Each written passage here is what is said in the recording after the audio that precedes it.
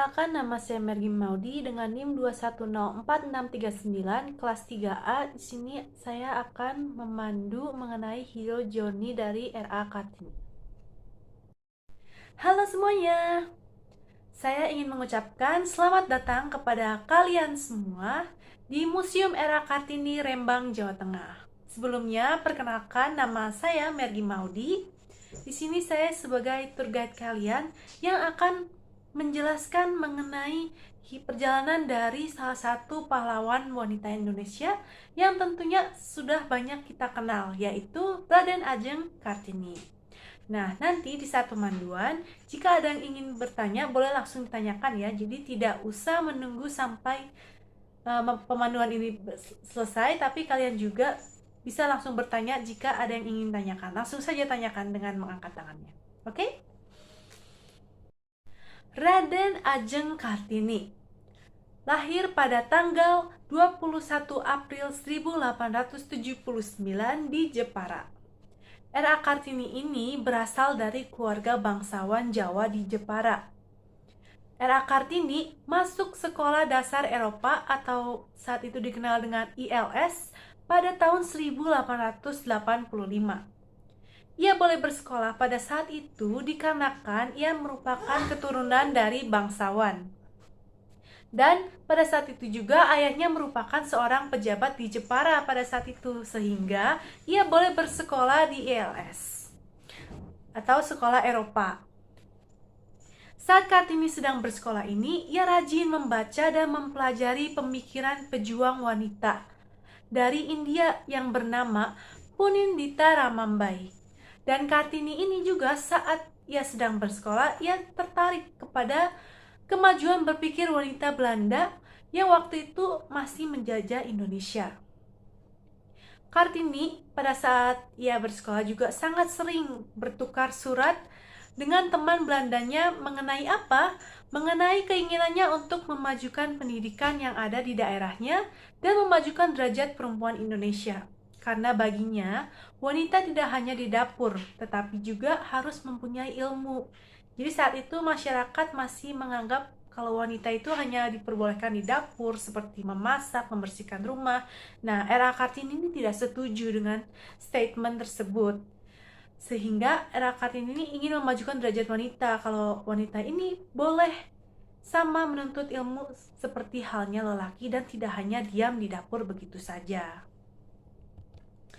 Nah, namun setelah ia lulus dari ILS, Kartini ini dilarang ayahnya melanjutkan pendidikannya di HBS Semarang. Kira-kira di sini ada yang tahu kenapa ayahnya saat itu melarang R.A. Kartini untuk melanjutkan sekolahnya di HBS Semarang? Ada yang tahu? Yap, benar. Jawabannya karena pada saat itu ada tradisi pinggit ya. Jadi, karena saat itu tradisi bangsawan ini mewajibkan anak 12 tahun yang sudah dianggap dewasa ini untuk dipinggit. Ada yang tahu tradisi dipinggit itu apa? Nah, dari sebagian nih yang saya dengar ya, ada yang sudah tahu dan ada yang belum.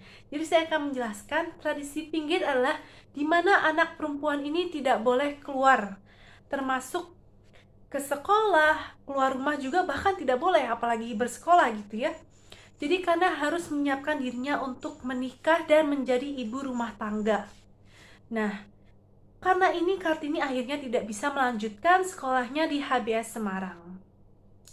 Namun Kartini ini tidak menentang peraturan adat dan keinginan dari orang tuanya. Ia tetap patuh terhadap peraturan adat dan juga keinginan dari orang tuanya. Ia sama sekali tidak membantahnya. Ya, walaupun saat itu ia sedang bersemangat untuk melanjutkan sekolah, namun ia untuk akhirnya ini memutuskan untuk menyampingkan kekecewaannya. Jadi tidak terus berpikir berkecewa karena tidak boleh lanjut sekolah, tapi ia mengesampingkan kekecewaannya untuk tidak lanjut sekolah. Nah, ketika Kartini ini masih dipinggit, Kartini ini masih giat untuk membaca dan belajar mengenai pandangan dan pemikiran penulis wanita dari bangsa asing. Ia rajin banget tuh membaca dan mempelajari pemikiran tersebut dari bangsa asing ya tentunya. Dan ia juga saat di Pingit masih sering bertukar surat dengan sahabat Belandanya yang saat itu ia masih bersekolah itu. Nah, di tengah kesibukannya juga, R.A. Kartini ini masih mengajari teman perempuannya untuk menulis dan ilmu-ilmu keterampilan lainnya. Sungguh mulia sekali ya R.A. Kartini ini. Nah, pada saat itu sempat tidak sih Kartini ini ingin melanjutkan sekolahnya? Ya, sempat. Saat itu Kartini pernah berupaya untuk mencari beasiswa untuk melanjutkan sekolahnya dengan mengirim surat pada sahabatnya yang bernama Nyonya Olvingsor. Nah, pada saat itu juga peluang mendapatkan pendidik sedikit terbuka saat pemerintah Belanda mengumumkan politik kolonial baru pada September 1901. Gagasan emansipasi dan cita-cita R.A. Kartini untuk maju ini akhirnya tercapai gitu. Pendidikan waktu itu sempat terbuka pada kolonial pada September 1901. Gagasan emansipasi dan cita-cita Kartini ini akhirnya mulai menjadi perhatian dari pemerintah Hindia Belanda. Nah, akhirnya pada 8 Agustus ada seseorang direktur Departemen Pendidikan, Kerajinan, dan Agama, yaitu C.H. Amendon mengunjungi Jepara di mana Kartini tinggal. Nah, ia menyampaikan ada rencana pendirian dari sekolah atau asrama Court School untuk gadis para bangsawan.